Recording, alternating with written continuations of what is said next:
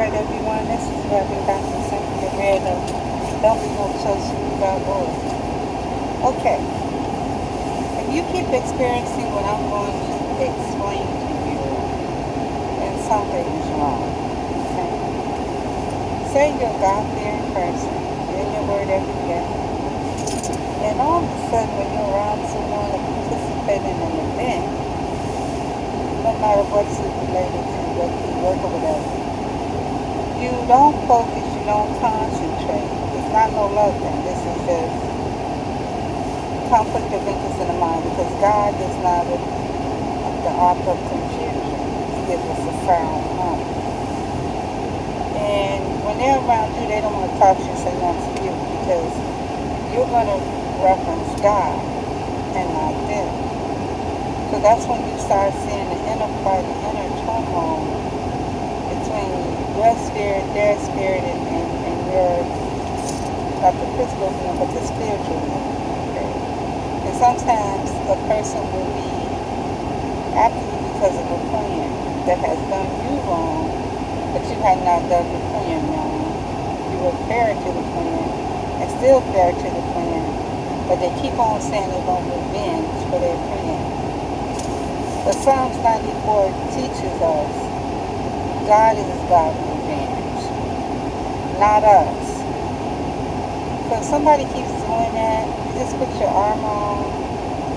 Ephesians chapter 6 verses 10 to the end, and believe with all your heart that God has created the smooth and the coals, which is Isaiah 54 and 16. But he also gave us Isaiah 54 and 17.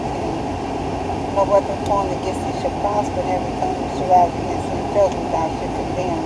This is the heritage of the servants of the Lord, and the righteous of me. Now, last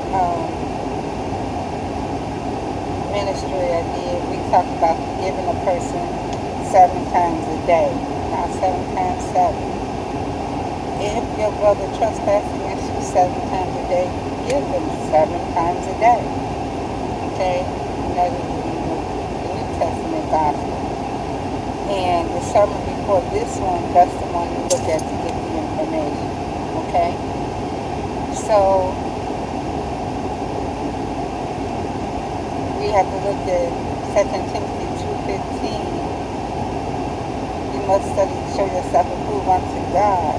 A workman may not need to be ashamed of rightly dividing the word of truth. Okay? So that's 2 Timothy 2:15 paraphrased by me. Okay? So look at 2 Timothy 2:15. But understand, when you involve yourself in something to protect a friend, understand your friend could be wrong, and you're thinking your friend is right, but your friend could be really wrong and won't say they're wrong and create a rift. Okay? But they financially gain against the other person, perhaps get favors, financially tell lies, constantly. But God knows this. But in the end, God gives us the victory. Amen. So remember, salvation is about how we deal with our everyday life and how we get through with it. Okay, how we go through it when we're facing the challenges. That's why he has given us the comforter. Jesus had in his ministry when he was here. Now he's the Christ, because he was crucified, died, and bled and rose on the 3rd day. Okay? He was baptized for the remission of sin before he did that, because he had came into a human form body through the Virgin Mary, which makes him Jewish or a Hebrew, because he came through Mary. And at that time, during his time when he was born, and a little bit before, the child's ethnicity or ancestral background was based upon the mother. Later on it changed, but to be realistic about it, it was based upon the mother, okay, in his tradition.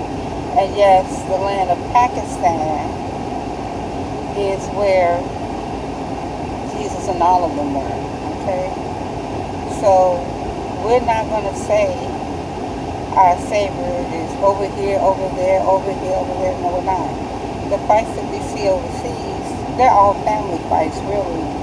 But some of them are Gentiles, as I stated before, and God gathering all the people when I was reading Zechariah, the 8th chapter, how 10 men should grab the skirt of another man and say, I want to go with you, because they heard about God, and God accepted that and took them.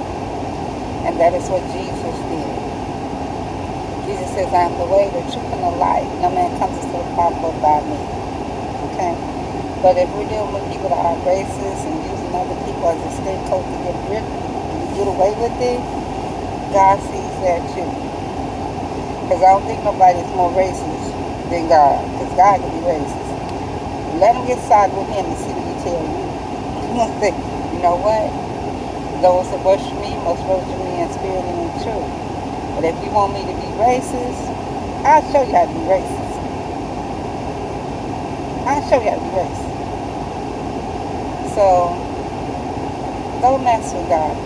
That's all I'm saying. Anyone would like to give their life to the Lord on today, that's a good day. But don't forget, John 3:16.